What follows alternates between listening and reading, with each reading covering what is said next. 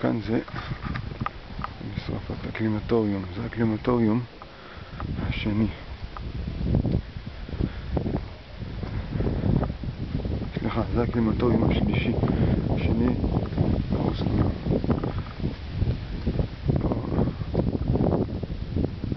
נכנסו כבר ב-200 כמו שהיה לפני כן, 700. פה נכנסו 2,000 בפעם אחת. לכל האורך, כמו שאנחנו רואים עכשיו, הם ירדו משם במדרגות בסוף. ירדו, פה היה מקום שהם התפשטו. הורידו בגדים, ואז נכנסו פנימה. נכנסו פנימה עד הסוף.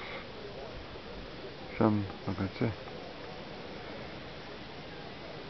2,000 איש, תא גז, כולם מתו. אחר מכן נכנסו אל הקומה התחתונה, מקום שהקצו לגופות, ולאחר מכן בקומה העליונה היה את המשרפות. איפה שנשרפו האנשים נשארו עם 10, רק 10, 1.5 גביע אש, ולא יותר מזה. היו 4 משרפות כאלה, 2 ישנות ו2 חדשות. לקראת הסוף הזנדר קומנדו מרדו, 2 ו4 הושמדו, 2 כמעט, ואז הגרמנים עצרו את הכל. בתוך כל 700 זנדר קומנדו נשארו רק 180 שהביאו אותם עוד ב5,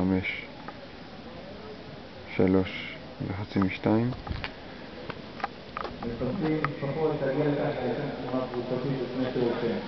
עד סוף המלחמה. סך הכל נרצחו כ1,200,000 יהודים